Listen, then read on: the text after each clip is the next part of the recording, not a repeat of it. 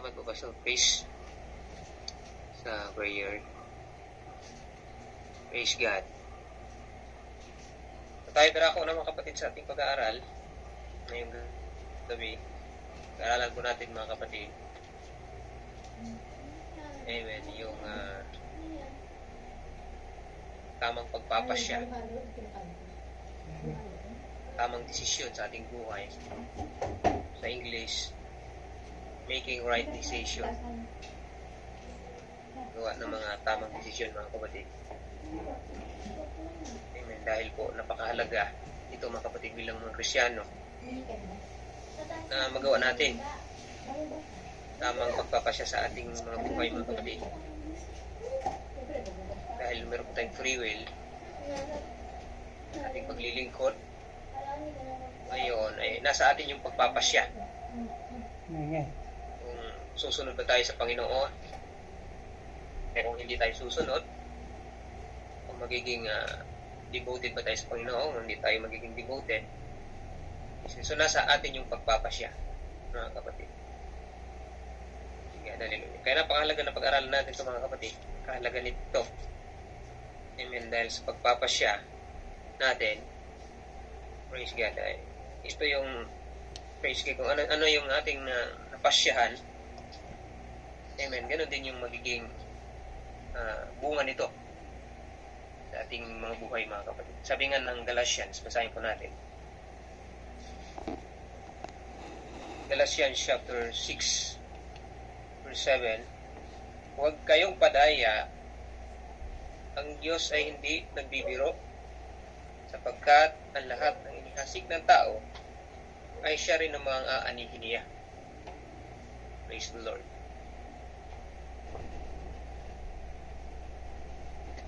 So, ano po yung inihasik sa ito. Kung ano yung ating itinanim, praise God, ay siya rin ating aanihin. Kaya sa pagdidesisyon mabuti, tulad sa ating yan, at kagantihan na bumula sa Panginoon, makakamta natin mga kapatid yung kanya po mga pangako na buhay na walang hanggan. Kaya, praise God, napakahalaga po kapatid yung tamang pagpapasya sa ating buhay. At sa pagpapasya natin mga kapatid, hindi natin kailangan ng opinion ng iba, especially kung mga unbelievers. Ikaw mismo ang magpapasya mga kapatid, hindi rin tama na makikisabay ka lang, makikiuso. Dapat mga kapatid, yung pagpapasya mo, praise God, hallelujah, alam mo na kahantungan ito ay mabuti at mapapakinabangan mo siya mga kapatid panghabang buhay. Hallelujah. Praise God. Ano sabi ng Proverbs? Basahin po natin.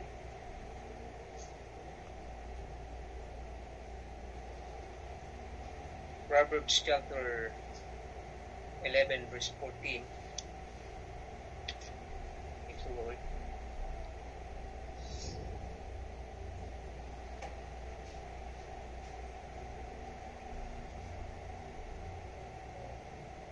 Kung saan walang pantas na pamamahala, ang bayan ay nababagsak, ngunit sa karamihan ng mga tagapayo ay may kagalingan.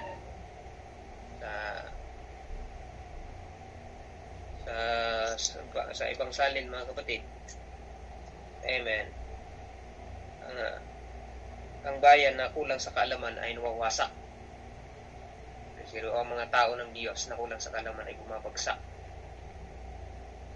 Napakahalaga po mga kapatid, no, ng pagpili ng tamang desisyon. Sinasabi natin wise decision sa ating mga buhay. Praise God, hallelujah. So, dahil ito rin po yung ating aanihin pagdating ng panahon mga kapatid. Sabihin natin, praise God, na bagamat nagsasuffer tayo sa panahon ngayon, nandoon yung ating pagtitiis, nandoon yung ating sacrifice. Alam naman natin mga kapatid, ito po ay may mabubunga na maganda. At Pinapasal Pablo na hindi mawawalang kabuluhan ng ating pagpapagal. Praise God, hallelujah. Aani din po tayo. Talang, pag pinili po natin mga kapatid, praise God, yung kaligayahan na pasamantala, kaya asahan naman natin na ang dulo po nito mga kapatid, praise God, ay kalungkutan. Praise God, pag tayo pinili natin yung pansamantalang kaligayahan dito sa sanlibutan. Praise God. Hallelujah. At sa ating pagpapasya mga kapatid, napakahalaga po na pag-aralan natin. Huwag po tayong padalos-dalos. Amen. Hindi po lahat ng magagandang oportunidad na dumadating sa ating buhay ay nagmula po sa Diyos. Amen. Especially yung mga offer about financially. Kami po mga lingkod ng Diyos, mga kapatid, na naililigaw, na silaw sa mga laking offer sa sanlibutan. Lagi natin tatandaan mga kapatid, hindi lahat ng dumadating sa atin ito ay nagbuhat sa Diyos. Pagkat maging si Satanas, siya po ay nag-o-offer nito mga kapatid. Sabi niya sa ating Panginoong Diyos, sa ating Panginoong Kristo, sabi niya, bibigay ko sa iyo ang buong kaharian. At na nakikita mo, praise God, basta sambahin mo lamang ako. Amen. Kaya, pag-isipan po natin mabuti mga kapatid, yung pagdidesisyon, praise God, tamang pagdidesisyon, dahil hindi po lahat ng, praise the Lord, dumadating sa oportunidad sa ating buhay, nagbuhat po sa ating mahal na Panginoon. Amen. Hallelujah. Praise God.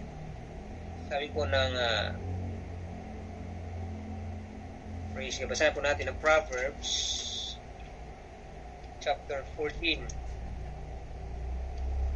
verse 12. May daan na tila matuwid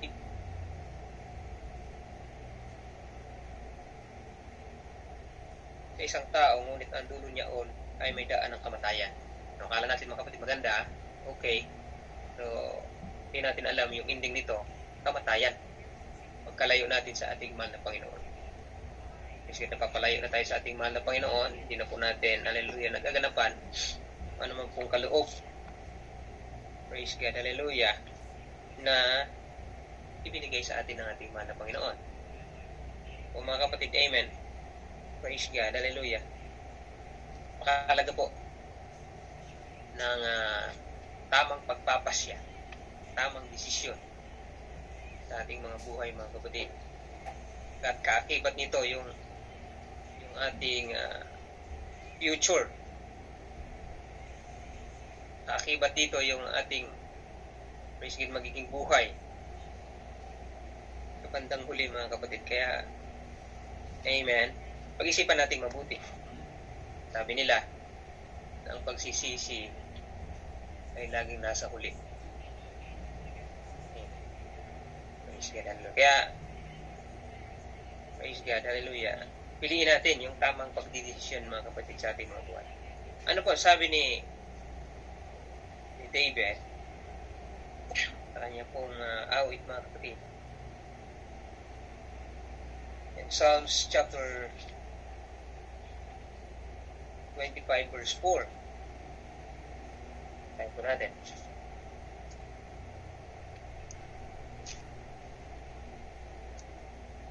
Psalms 25 verse 4, sabi ni David mga kapatid, ituro mo sa akin ang iyong daan, o Panginoon.